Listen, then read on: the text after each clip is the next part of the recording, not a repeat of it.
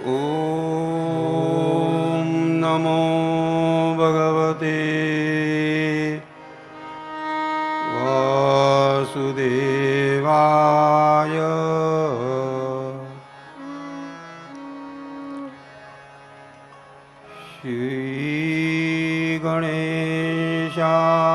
श्रीगणेशाय नमः।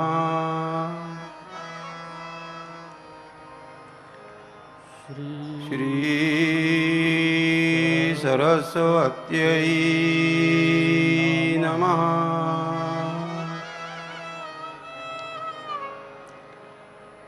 श्री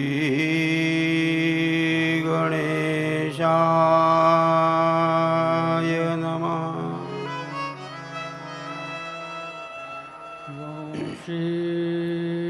वंशी विभूषितकरान्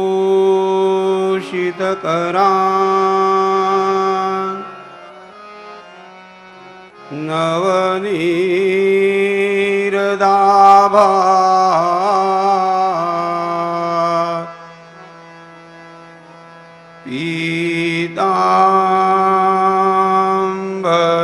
पीताम्बरात् अरुणबिम्बफलाधरोष्ठात्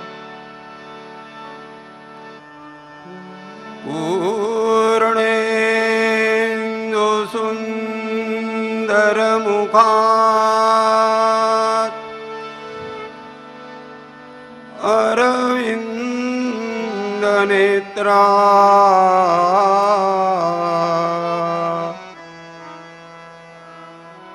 कृष्णात्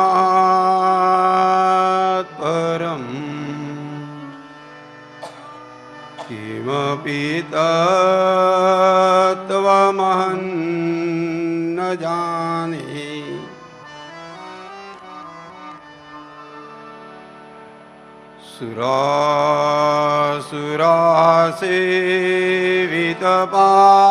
सुरासुरासेवितपादपङ्कजा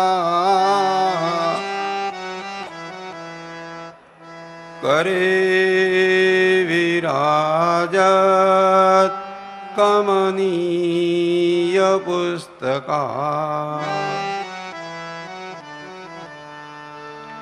विदेश्यपत्नी कमलासनप्रिया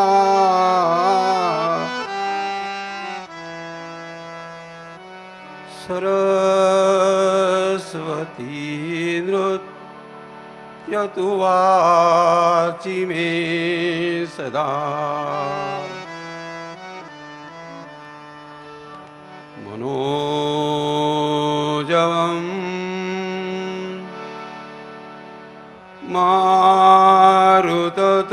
मारुततुल्यवेगम्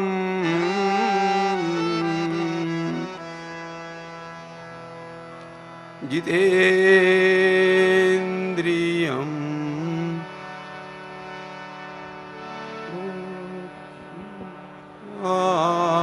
स्मरामि वातात्मजं वानरयूतमुख्यं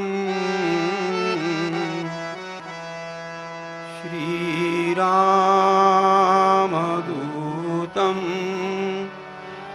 शरणं प्रपद्ये। गुरुर्ब्रह्मा गुरुर्विष्णु गुरुर्देवो महेश्वरः। गुरुसाक्षात् परब्रह्म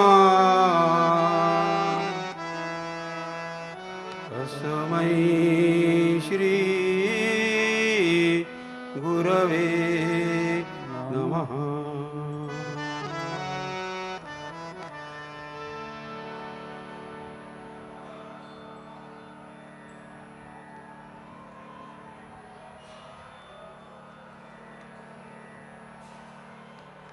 वेंकटेश भगवान की।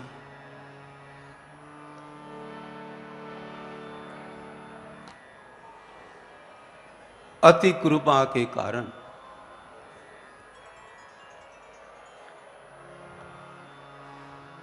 हम लोग इस अत्यंत पवित्र भूमि के ऊपर हम आत्मचिंतन करने के लिए यहां पर हम लोग पधारे हुए हैं।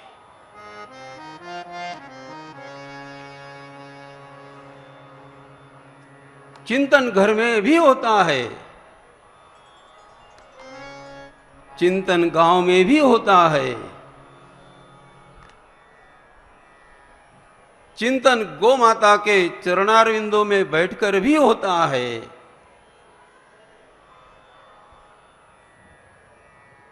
लेकिन जो भूमि हमारे समस्त पापों को समाप्त करती है, जो भूमि हमारे समस्त दोषों को समाप्त करती है, जो अत्यंत पवित्र भूमि जहां पर परमात्मा का साक्षात निवास यहां पर है, वो भूमि हमारी समस्त वासनाओं को समाप्त करती है। इस भूमि पर आकर के स्वयं के जीवन का चिंतन करना ये बिना सौभाग्य की बात नहीं है।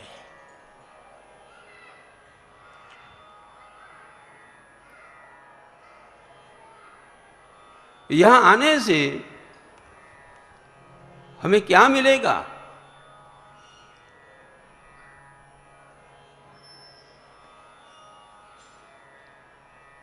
स्वयं परमात्मा ने, स्वयं वेंकटेश भगवान ने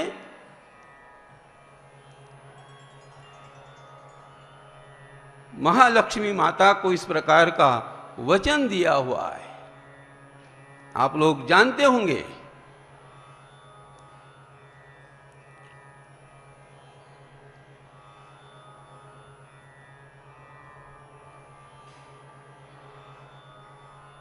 परमात्मा ने कहा, श्रीनिवास भगवान ने कहा, मां जो जो जीवात्मा यहां पर इस पर्वत के ऊपर आकर के जो मेरा स्मरण करेगा, उस जीवात्मा के सभी पापों को मैं स्वयं समाप्त करूंगा।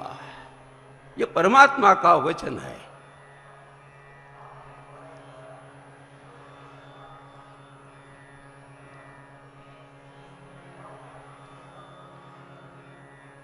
क्यों कहा? क्योंकि कुबेर महाराज का कर्जा चुकता करने के लिए माता आप उनको संपत्ति प्रदान करोगी और उस संपत्ति के बदले में मैं उन सभी लोगों का इस प्रकार का पाप कर्म मैं समाप्त करते रहूंगा। वो जीवात्मा शुद्ध होता रहेगा।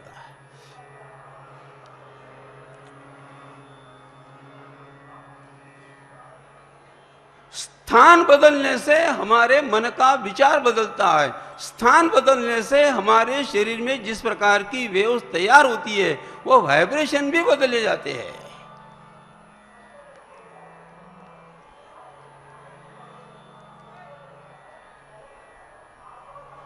इसीलिए 2 मास में, 3 मास में कभी कभी समय निकाल करके संतों की संगति करने का प्रयास करें। 2 मास में, 3 मास में कभी कभी संत के प्रति यदि आपका विश्वास नहीं है तो सद्ग्रंथों की शरणागति स्वीकार करें, उसमें से आपको बहुत कुछ मिलेगा।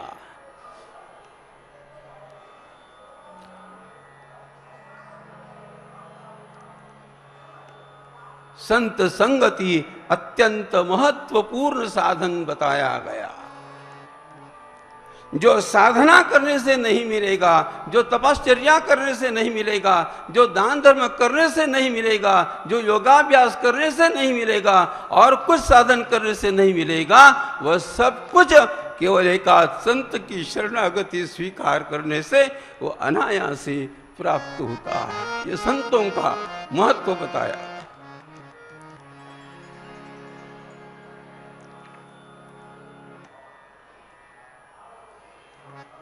परमात्मा का दर्शन, परमात्मा की कृपा का अनुभव, परमात्मा के अस्तित्व का अनुभव कब आता है? जब संत की कृपा होती है, तभी आता है।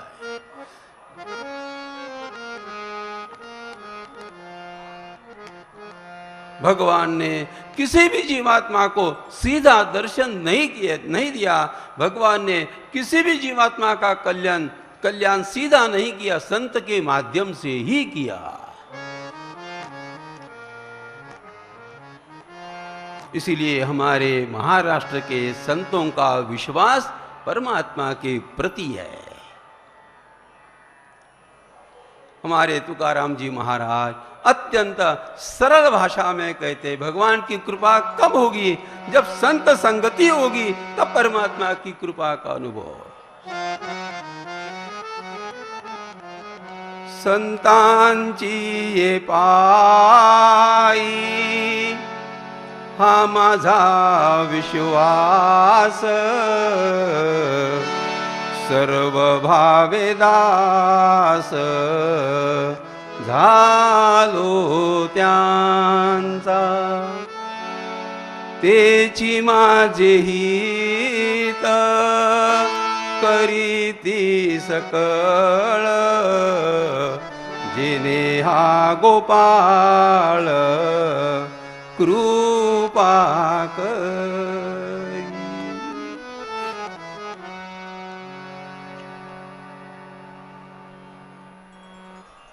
हम जिस स्थान के ऊपर बैठ करके परमात्मा का चिंतन करने के लिए पधारे हैं, यह स्थान का महत्व बताया गया, यह स्थान का महात्म्य है।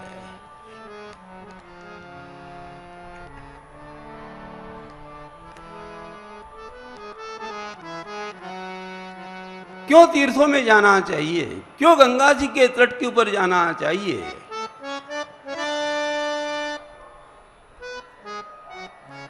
जीवन में एक आध बार नैराश्य का भाव आता है, जीवन में एक आध बार आत्महत्या करने का विचार आता है, जीवन में एक आध बार फ्रस्ट्रेशन आ जाता है। कभी कभी लोगों को लगता है कि नहीं, अब मैं जीना नहीं चाहता हूं, मैं मेरे जीवन को समाप्त करना चाहता हूं। यह विचार जब भी आपके मन में आवेगा, अपने परिवार के लोगों का त्याग करें, गंगा जी के तट के ऊपर जाकर के बैठे, महाराज भगीरथ का चरित्र है उसका स्मरण करें, जीने की हिम्मत अनायास से आएगी।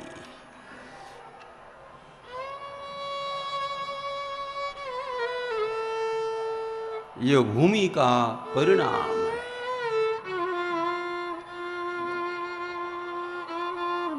अचानक हम लोग नहीं आए,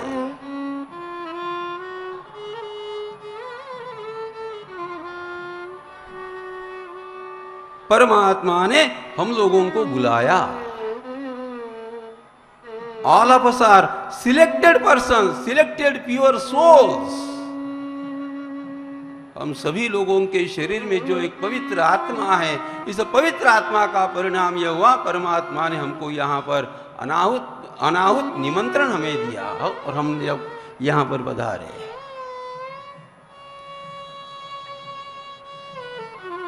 इन 3 दिनों में, इन 4 दिनों में तीर्थों में रहने के कुछ नियम बताए हैं।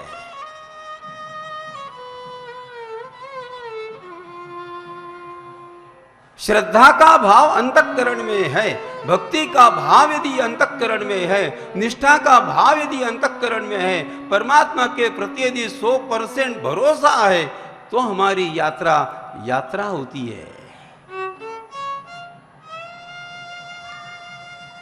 श्रद्धा नहीं, भक्ति नहीं, भरोसा नहीं, तो हमारी यात्रा नहीं, वो एक पिकनिक हो जाएगी।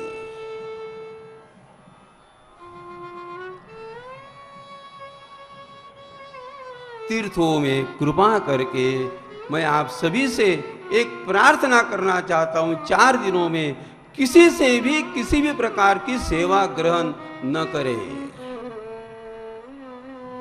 किसी से भी।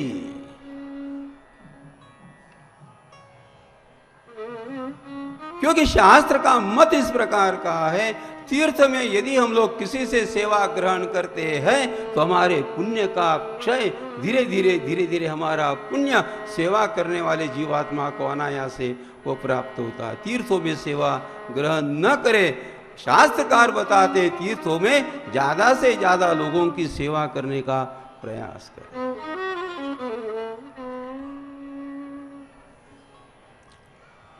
सबसे पहली बात हम इस स्थान के ऊपर आए, स्थान का महत्व बताया गया।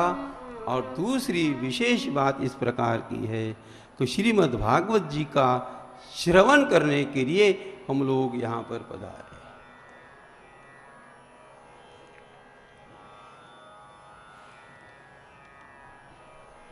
भागवत जी का श्रवण करने से हमें क्या मिलेगा?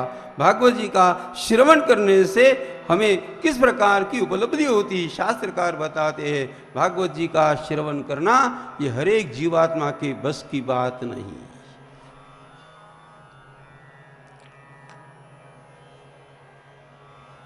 जन्म जन्मांतर का पुण्य जब संचित होता है तब जीवात्मा को श्रीमद् भागवत जी की कथा सुनने की इच्छा निर्माण होती है, अन्यथा नहीं होती।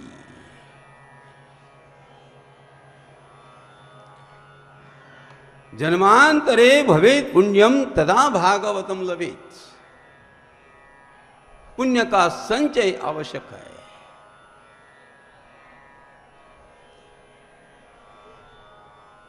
और तीसरी महत्वपूर्ण बात, हम लोग यहाँ पर आए, वेंकटेश भगवान का दर्शन भी होगा, श्रीमद् भागवत जी की कथा श्रवण करने का पुण्य भी मिलेगा, और हमें जितना भी पुण्य मिलेगा उसमें से कम 20% पुण्य जो इस कथा का आयोजन करते हैं उस यजमान को शास्त्र के अनुसार अनायास से प्राप्त होता है।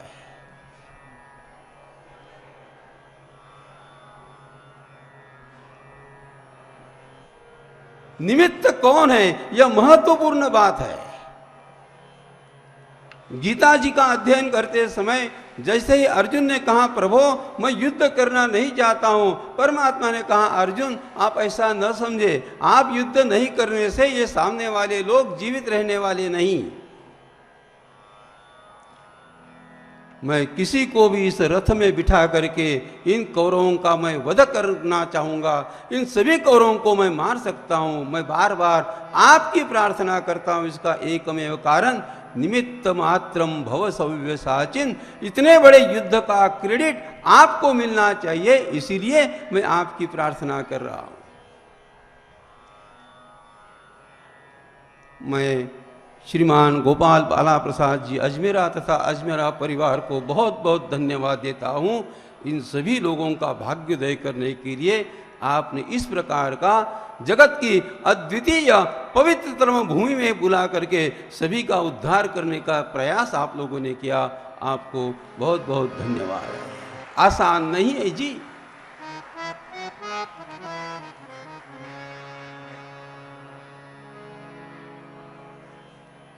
यह पूर्वजों के पुण्य ही होती है, स्वयं का पुण्य संचित होता है तभी इस प्रकार का विचार आता है। पैसा कौन खर्चा नहीं करता है? सभी के पास संपत्ति है, सभी के पास पैसा है, किंतु धार्मिक आयोजन में अपना संपत्ति का विनियोग होना, इसीलिए भी परमात्मा की कृपा की आवश्यकता होती है। सभी का पैसा धार्मिक आयोजनों में नहीं लगता।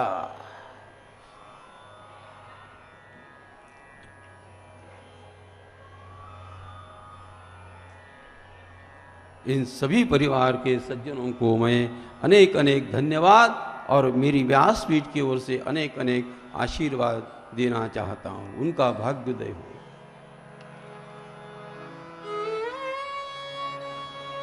हम यहां पर पधारे, बालाजी के भक्त है, मन में विचार करके आप लोग आए होंगे कि नहीं 3 दिन का समय हमें मिला है, 3 दिन में कम से कम बालाजी भगवान का दर्शन 2-3 बार तो करेंगे ही करेंगे।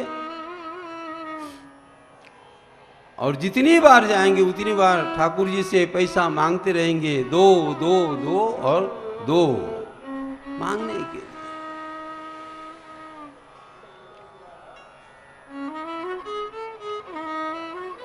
लेकिन इस बार हम लोग यहाँ जो संगठित हुए, इस बार हम लोग यहाँ पर जो इकट्ठा हुए, बालाजी भगवान की पास से हम लोग इन 3 दिनों में कुछ भी नहीं मांगेंगे।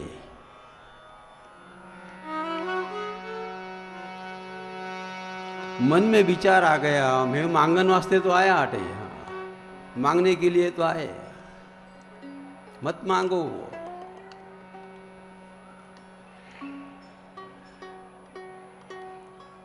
जीवन में एकाध दिन तो भी इस प्रकार आना चाहिए कि ठाकुर जी देने के लिए तैयार है, किंतु भक्त कहता है प्रभु मैं आपसे कुछ नहीं चाहता हूं। एक दिन एक समय तो भी जीवन में आना चाहिए। वह जीवात्मा वास्तव में भाग्यवान, वह वास्तव में भक्त माना गया। मैं कुछ नहीं चाहता हूं।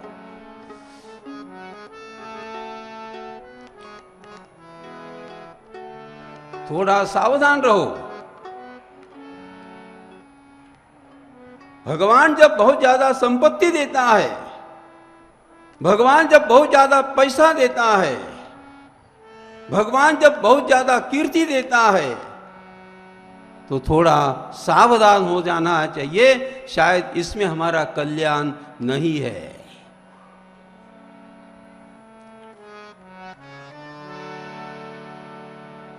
ये मिला, वो मिला, वो मिला, वो मिला, सब कुछ मिला, इतना पैसा, इतना धन मुझे मिला, किंतु धीरे धीरे धीरे धीरे आपके परिवार में झगड़ा ये आरंभ होने वाला है। कभी कभी परमात्मा उस जीवात्मा का नाश करने के लिए ज्यादा संपत्ति देते रहता है। ध्यान में रखो जरा, यू शुड थिंक।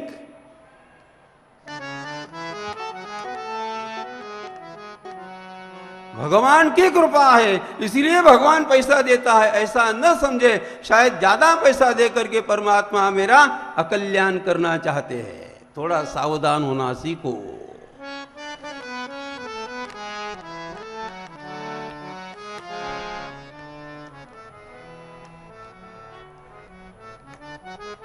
गरीबी में परिवार के सभी लोग आपस में, सभी बहुएं आपस में प्रेम का बर्ताव रखती है, और जैसे जैसे धन बढ़ने लग जाता है फिर अनायास से झगड़ा ये प्रारंभ होता है।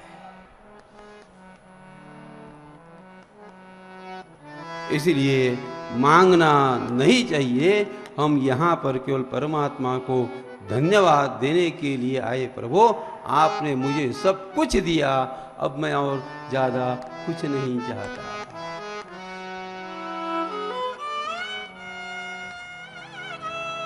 मुझे तूने मालिक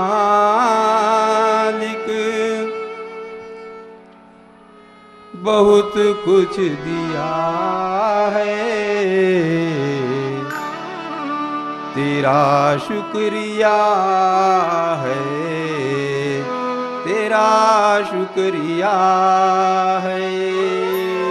मुझे तुमने मालिक बहुत कुछ दिया है, तेरा शुक्रिया है, तेरा शुक्रिया है। मुझे तूने मालिक बहुत कुछ दिया है, तेरा शुक्रिया है, तेरा शुक्रिया है। मुझे तुमने मालिक बहुत कुछ दिया है, तेरा शुक्रिया है, तेरा शुक्रिया है। न मिलती अगर दी हुई दात तेरी, तो क्या थी जमाने में औकात मेरी। न मिलती अगर दी हुई दात तेरी, क्या थी जमाने में औकात मेरी। ये बंदा तो तेरे सहारे जिया है, तेरा शुक्रिया है, तेरा शुक्रिया है।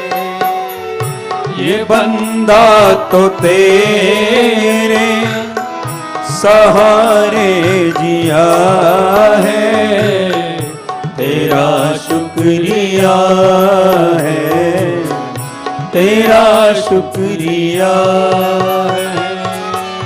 ये जायदाद दी है, ये औलाद दी है, मुसीबत में हर वक्त इमदाद दी है।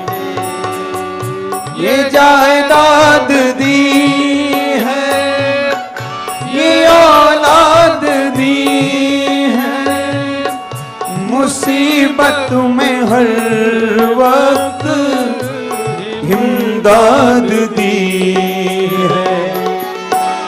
तेरा ही दिया मैंने खाया पिया है, तेरा शुक्रिया है, तेरा शुक्रिया है।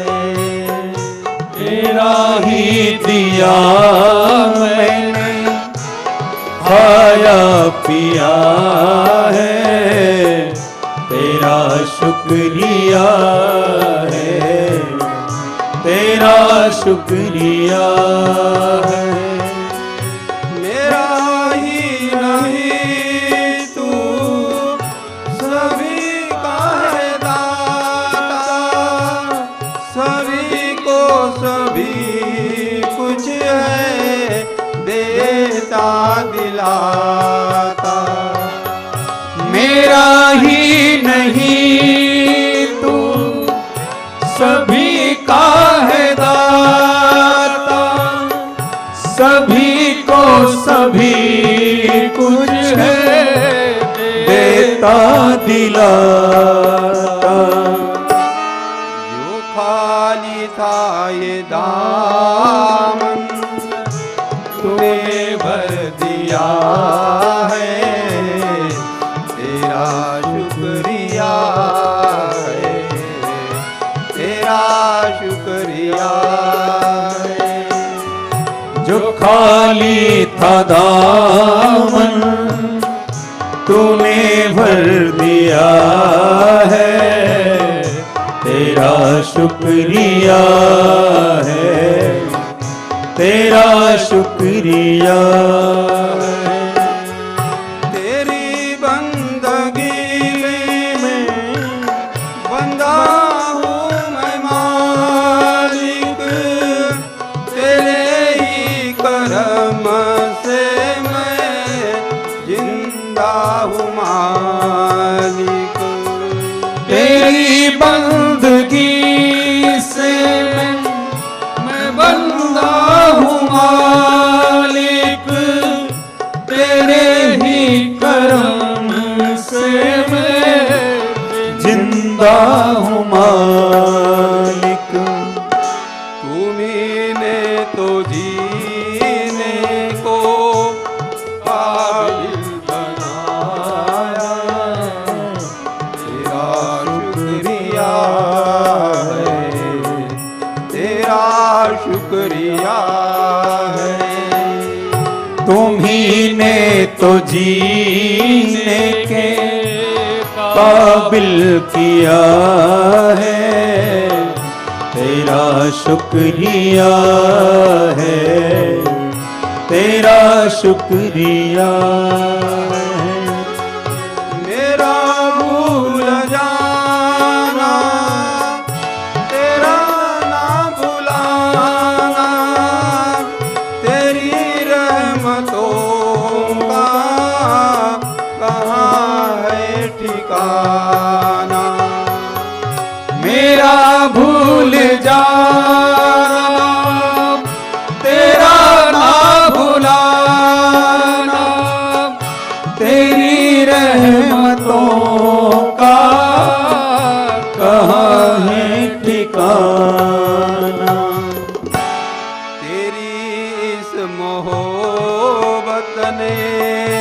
पागल किया है, तेरा शुक्रिया है, तेरा शुक्रिया है।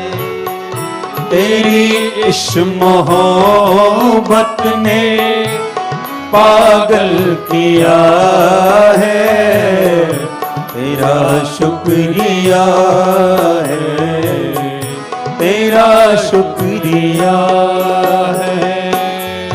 मुझे तूने मालिक सब कुछ दिया है, तेरा शुक्रिया है, तेरा शुक्रिया है।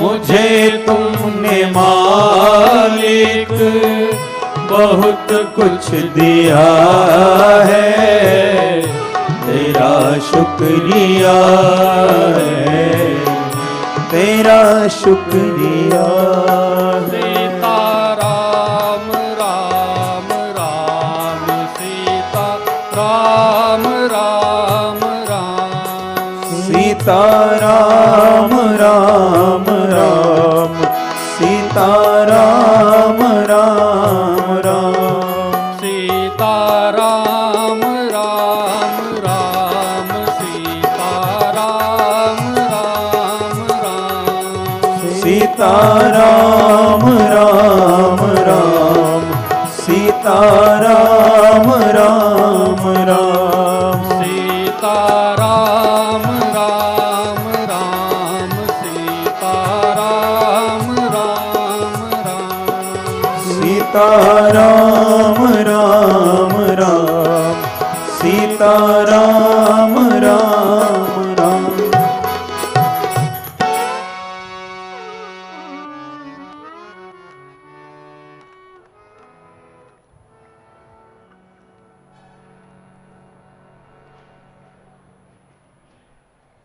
कभी तो भी परमात्मा को अंतःकरण से धन्यवाद देने का विचार आना चाहिए। प्रभु अब बस हो गया, अब मैं कुछ नहीं चाहता।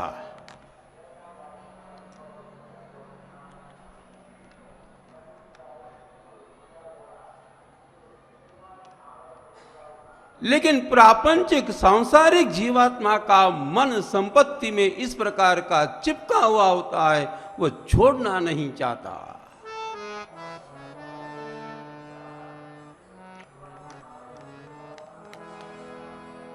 आसक्ति के कारण हम क्यों दुखी है? हमारे मन में परिवार की आसक्ति है, इसीलिए हम दुखी है। हमारे मन में संपत्ति की आसक्ति है, इसीलिए हम लोग दुखी है।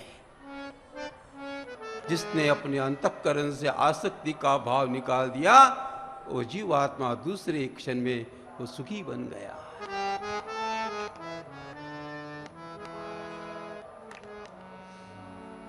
कितना आसक्त है जीवात्मा। डॉक्टर बताते हैं 2 घंटे के अंदर अब दादाजी जाने वाले हैं।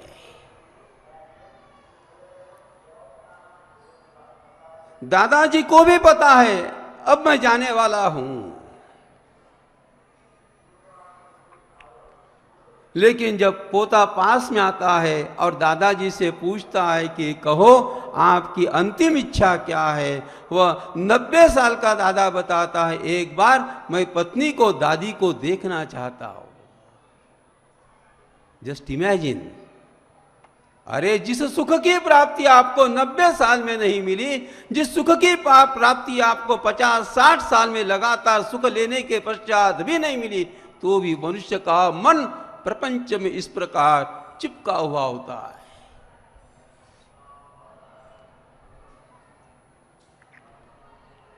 संसार बुरा नहीं, किंतु हमने धीरे धीरे हमारे अंतःकरण से संसार को, प्रपंच को निकालने का प्रयास करना चाहिए।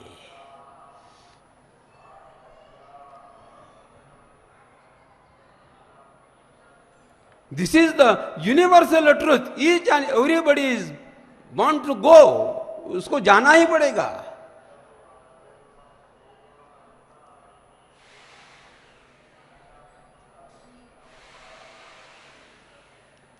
इसीलिए मैंने पहले ही कहा था, हम आत्मचिंतन करने के लिए इसी तिरुपति की अत्यंत पवित्रतम भूमि में यहाँ पर हम लोग पधारे हैं।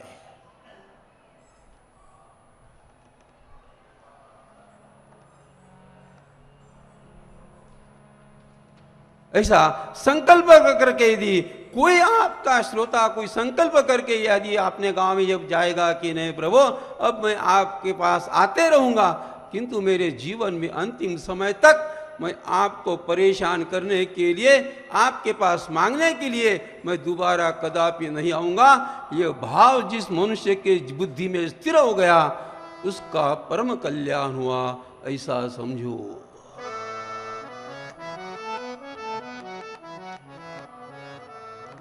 मैं मांगने वाला नहीं, आपको देने की इच्छा है तो आप दे, मैं प्रसाद के रूप में उसका मैं स्वीकार करूंगा, मेरा करके नहीं, आपके प्रसाद के रूप में।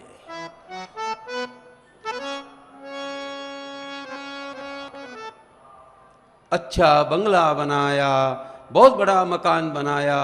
कभी कभी लोग कहते स्वामी जी ये इतना बड़ा मकान हमने बनाया, मैंने बनाया, यही हमारी गलती है।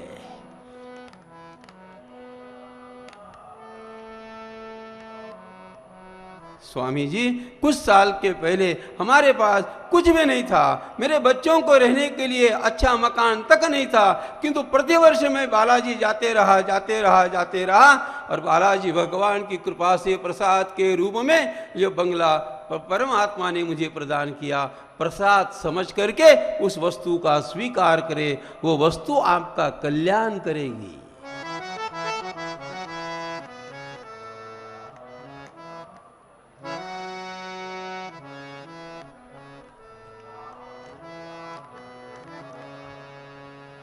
किसको भगवान चाहिए? भगवान किसी को नहीं चाहिए। बताओ, आप यहां पर इतने सारे लोग बैठे, मेरा एक सीधा सीधा प्रश्न है, कौन भगवान को चाहता है? मैं देता हूं, आप बताओ कौन चाहता है? हम भगवान को नहीं चाहते, हम सुखों के साधनों को चाहते हैं।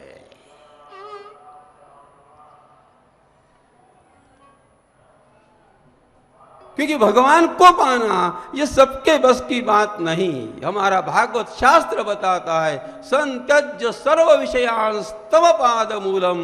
गोपियों ने कहा प्रभु हमारे परिवार में सभी प्रकार के सुख के साधन होने के पश्चात भी हमने सभी सुखों का त्याग किया और आपका दर्शन करने के लिए हम आए।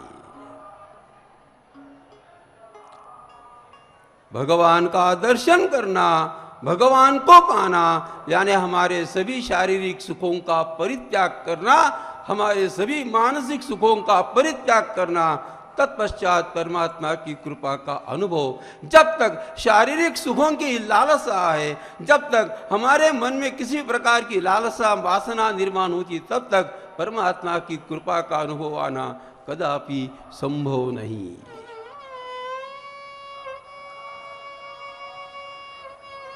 संत होना ये साधारण बात नहीं, ध्यान में रखना।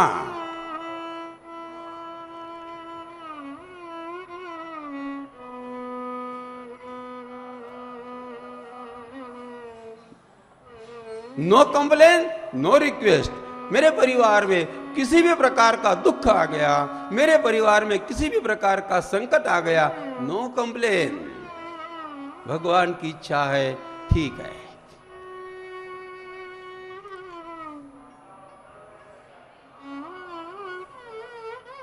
नो रिक्वेस्ट, हमारे पास कुछ भी नहीं है तो भी कोई प्रार्थना नहीं।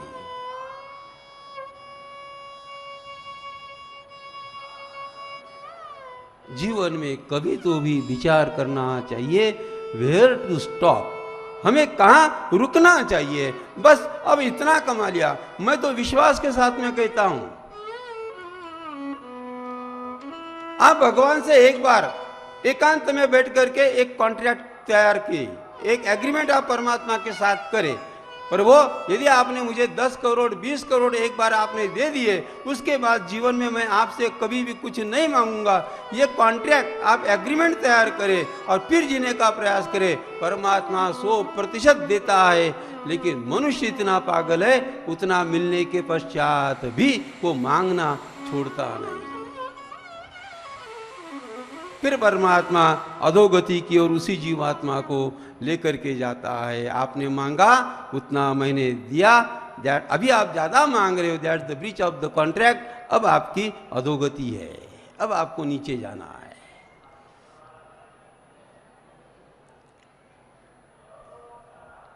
भागवत क्या सिखाता है, भागवत सुनने से हमें क्या मिलेगा? देखो, एक भी सुख का साधन हमारे पास नहीं है, तो भी सुख की प्राप्ति कैसे करना, यह श्रीमद् भागवत ग्रंथ सिखाता है।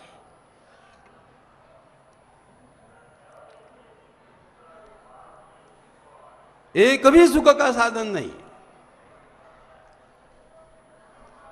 Try to be happy without any object.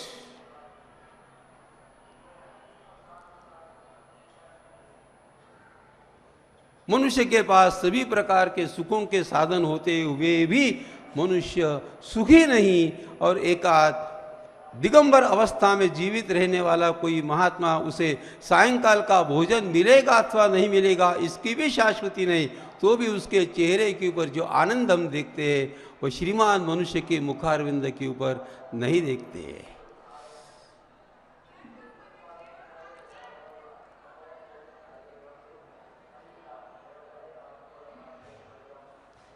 मैं क्यों जीना चाहता हूँ, मैं जन्म लेकर के क्यों आया हूँ, इसका चिंतन करने के लिए श्रीमद् भागवत जी की कथा बताई गई।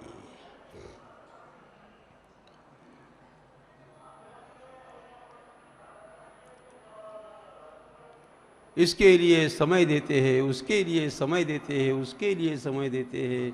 जगत का सबसे बड़ा आश्चर्य मनुष्य स्वयं के उद्धार के लिए उसके पास समय नहीं।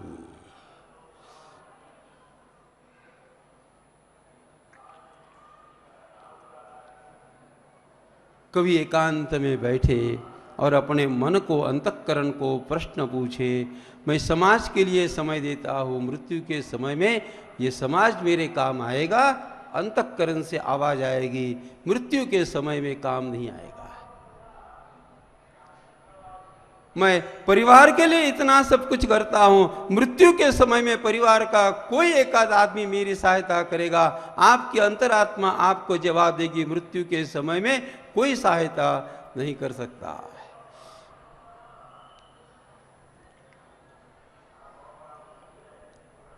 प्रपंच अवश्य करे, समाज सेवा अवश्य करे, संपत्ति अवश्य कमाने का प्रयास करे, किंतु मृत्यु के समय में इन बातों का, इन लोगों का कोई उपयोग नहीं, कोई उपयोग नहीं।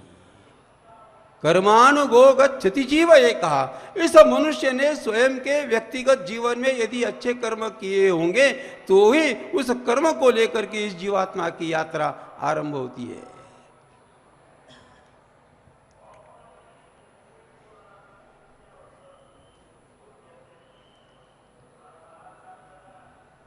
इसीलिए किसी के लिए भी इस वर्ड को जरा ध्यान में रखना, किसी के लिए भी, किसी भी मनुष्य ने किसी भी प्रकार का पाप कर्म कदापि नहीं करना चाहिए।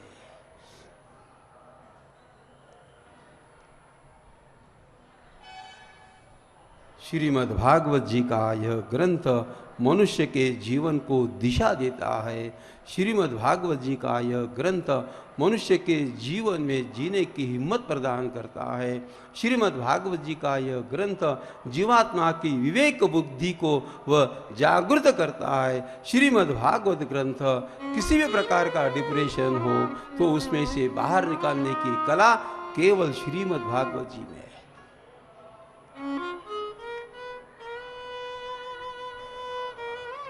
मुझे एक बार मेरे मित्र ने प्रश्न पूछा कि स्वामी जी, आप रोज रोज ठाकुर जी के मंदिर में जाकर के तीर्थ ग्रहण क्यों करते हो?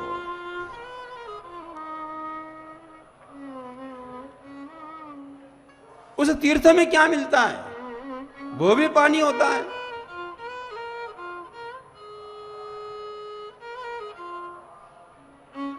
मैंने उसे कहा, आप इस प्रकार यदि किसी प्रकार का टेंशन आया तो आप सिगारेट पी लेते हो, तो सिगारेट पीने से आपका टेंशन दूर होता है। ठाकुर जी का तीर्थ ग्रहण करने से मेरा भी टेंशन दूर होता है।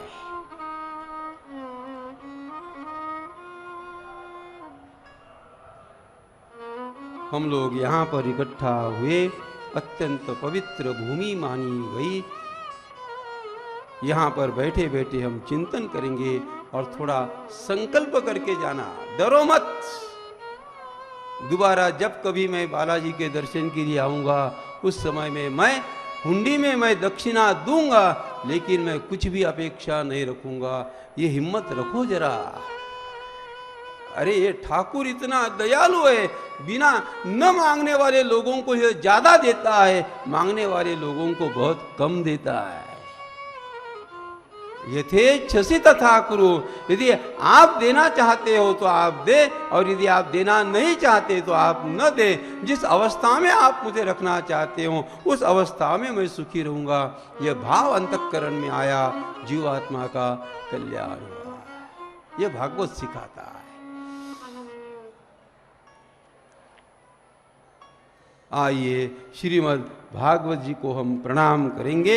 श्रीमद् भागवत जी का, परमात्मा का थोड़ा सा संकीर्तन करेंगे और तत्पश्चात अगली कथा देखने का प्रयास करेंगे। गोविंदा गोपाला मुरली मनोहर नंदलाला।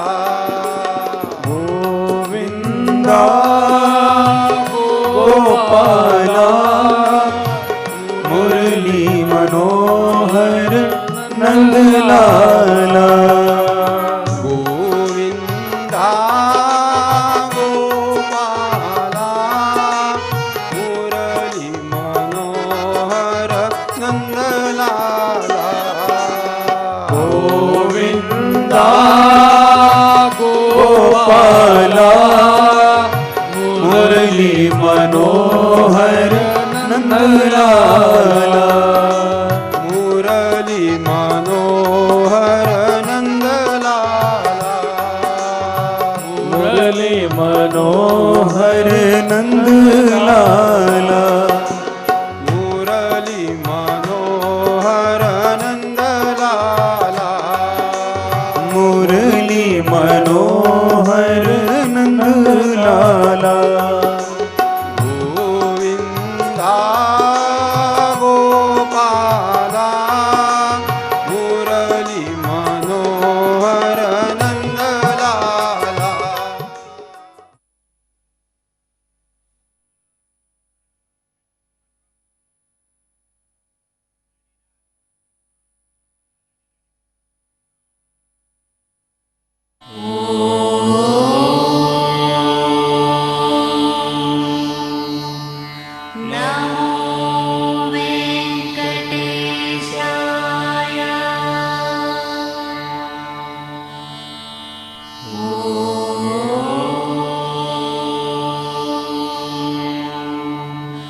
Now